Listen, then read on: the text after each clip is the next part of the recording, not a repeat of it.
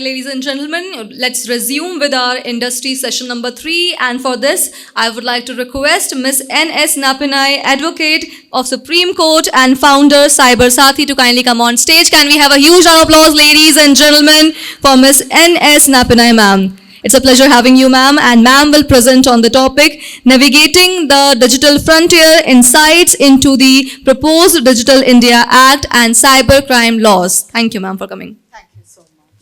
I'd really like to place on record my appreciation for the organizers for accommodating the vagaries of the profession. So here I am finally on this. We are here to talk about something that's actually on the anvil, and something that we have some information in public domain on, and we really don't know what the final output is likely to be.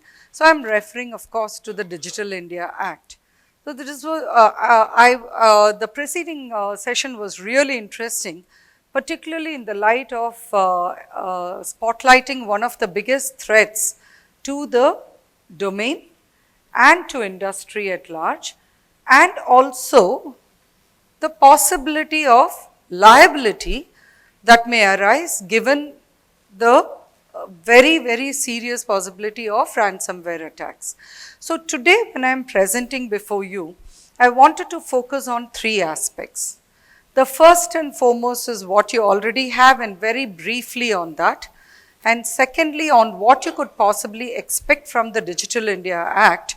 And finally, what are the movements in terms of international soft laws or treaties which are likely to impact industry?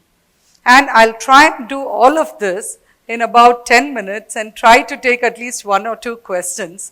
I think this is a seriously tall ask. Let me see how quickly I can sprint through this, the proposed roadmap.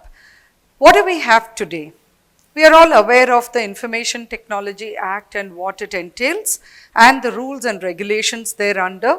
And for those of you who may not have been exposed to the fact that you can't go only by the IT Act, but you would have to take into account the general laws. It could be the Indian Penal Code, the Evidence Act and the Criminal Procedure Code. Each of these also impacts the way you will conduct your businesses. It impacts what is likely to be the liability that you will face in the event of a breach or a threat emanating into an attack, right? So each of these will have to be gone into in detail if you are a CISO, and please do not look only at the Information Technology Act. While so, you have one more offering on the platter, which is the Digital Personal Data Protection Act. The Act has already been passed, but the rules are still pending.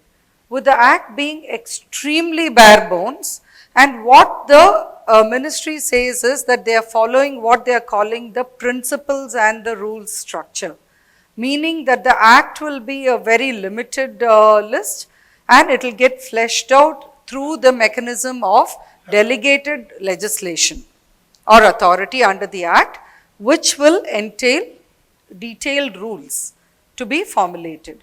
Now we are still waiting for those rules. Only when those rules come out will we know what is likely to happen with respect to the DPDP Act. Now when the minister presented with respect to the Digital India Act, he pointed out to 4 aspects in terms of how they wish to ensure safety and security of the cyber domain. The first and foremost was the parent act which he was talking about, which is the Digital India Act. And then there was a reference to the DPDP Act and to the rules that will be framed under the Digital India Act. And most importantly there, he also referred to the pending at that time amendments to the Indian Penal Code and the other general laws, which is why I mentioned that in the opening statement.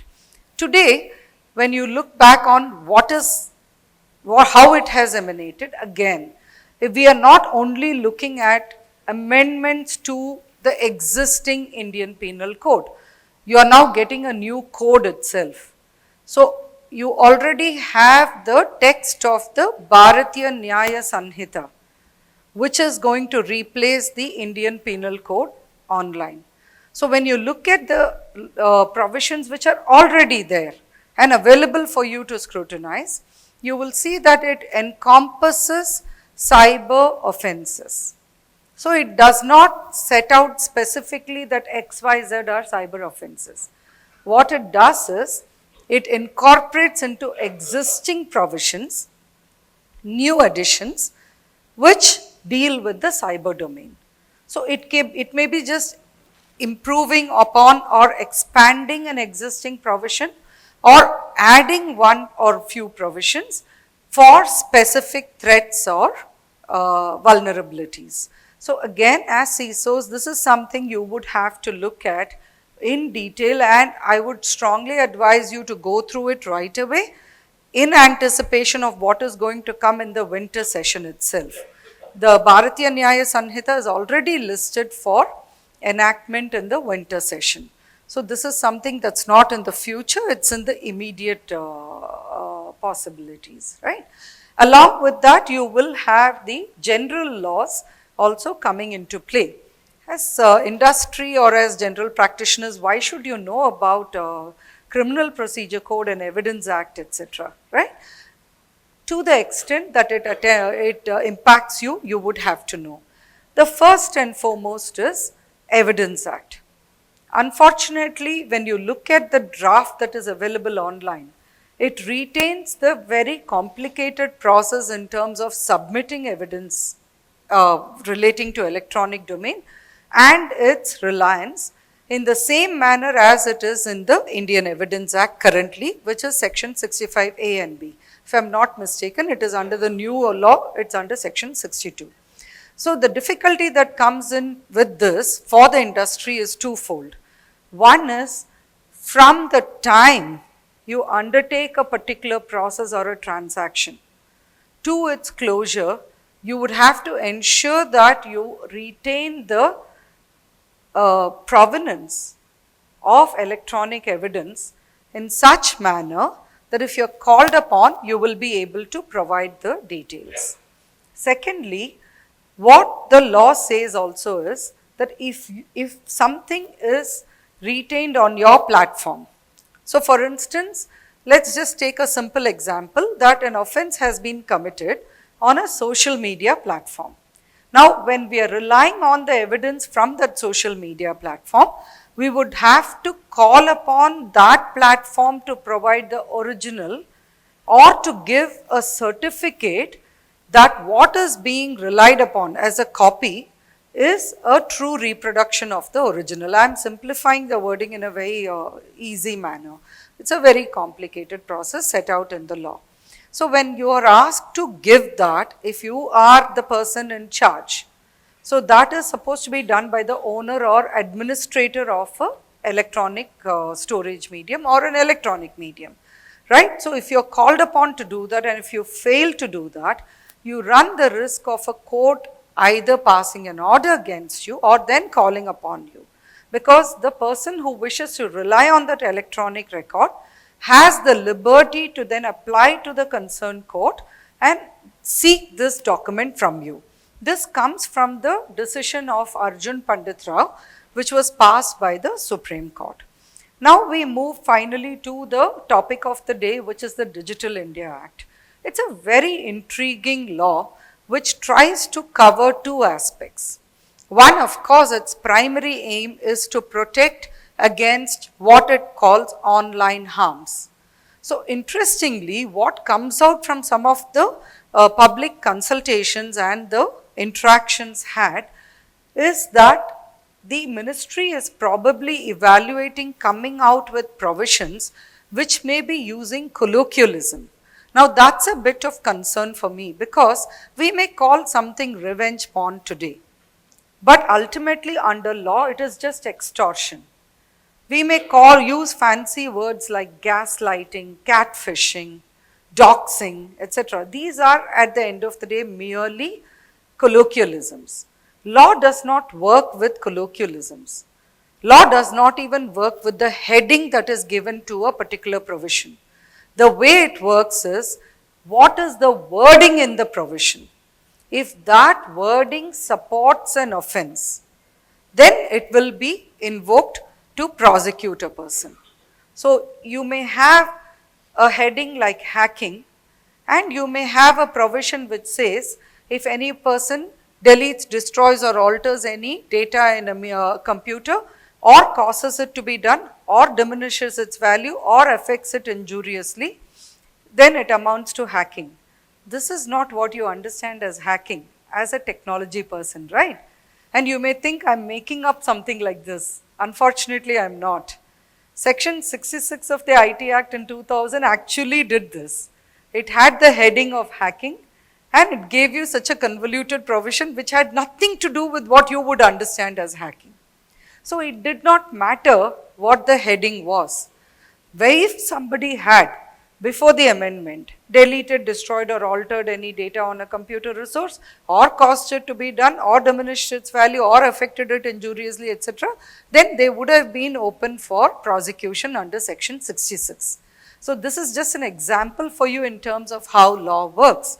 So we'll have to wait and see what are the kind of online harms that the Digital India Act will provide for, and to what extent is that going to increase the liability on you if it is something that could happen on your platform. Now here is where a quick study of the new Indian Penal Code becomes relevant, because you need to know what is going to be part of that and where does the liability lie in terms of intermediary liability there, as opposed to whether you are going to get any exemption or safe harbor at all or not under the Digital India Act. The early consultations and communications on this was to the extent that you would indeed get the safe harbor, but there may be a little bit more stringent provision in terms of how that safe harbor will work. But with all the deepfake controversies that have happened recently, the difficulty is there seems to be a little bit of a hardening of the stance from the ministry, where intermediary liability may become a little stronger than what it was under the Information Technology Act. How far that is going to work is going to be critical. The way I look at it is very simple. Even under the IT Act, there was a misconception that if you are a social media platform, if you are an e-commerce website, then you are exempted from anything and everything that you do. That's not what the law said. It merely said that if you do not have control over the content that's hosted on your platform, you do not have control over who uploads, whom it is transmitted to and what is being transmitted, then you're not liable. That's what the existing law says under section 79. It does not allow for a platform which creates its own content, uploads it, has control over the content in terms of when it is uploading, to whom it is transmitting, etc., to have this exemption or protection. Now that's a misreading which has been perpetuated over time, and at best the way I see it is, this misreading may be diluted and more clarity may be brought in, but I don't see the protection itself going away completely. That would not really help industry, and that brings me to the last point I'd like to make in this. The Digital India Act has come out with a lot of hope for industry. The consultations indicate that there will be provisions which will help startups and MSMEs to build and create in India. So how that enabling is likely to happen, we'll have to wait and see. The way again I look at it is, one thing for sure that's likely to be part of the law is a regulatory sandbox similar to the SEBI sandboxing, etc. And also some provisions which will clearly set out, one, an enabling provision for emerging technologies, and also for regulating how and in what manner emerging technologies can be developed or utilized. And again, the focus is likely to be in terms of how it would impact online harms. It may not really go beyond that. We'll again have to wait and watch. In the remaining 8 seconds, let me quickly tell you all that there is also a movement in the international scenario where an ad hoc committee has been set up under the aegis of the UNODC, which is evaluating a new soft law for cross-border cybercrimes. We are likely to get very minimal substantive provisions under that, but the most important thing that this soft law is likely to come out with is for international cooperation. Each one of us who has dealt with international litigations know how difficult it has been. Forget about international litigations, even if it is India-based, but the data needs to be procured from outside India. We know how difficult it has been to prosecute or even to pursue a civil litigation. Now, here is a possibility, at least for criminal prosecutions in terms of international cooperation, and I would like to stop here with that ray of hope. Thank you all once again for having me here. And I don't know if I have time for questions. May I? Yes. So I'll just take about 2 questions, please, if any of you all have any. Yes.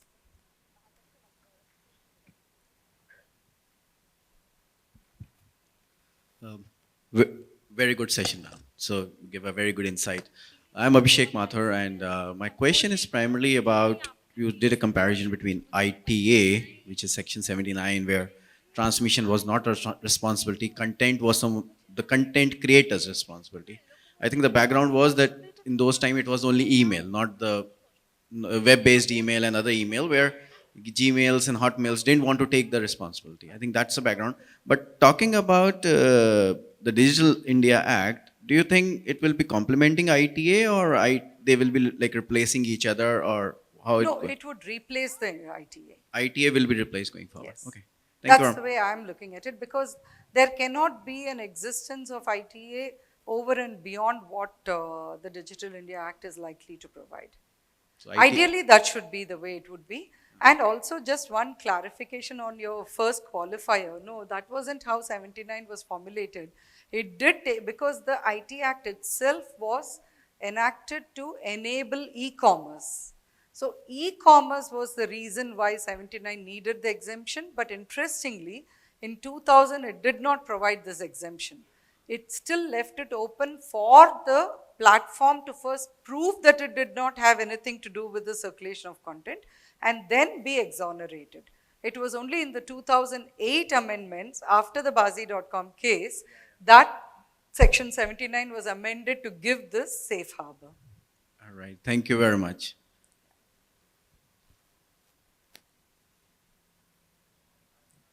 Yes, the gentleman at the back, and I will then close the session.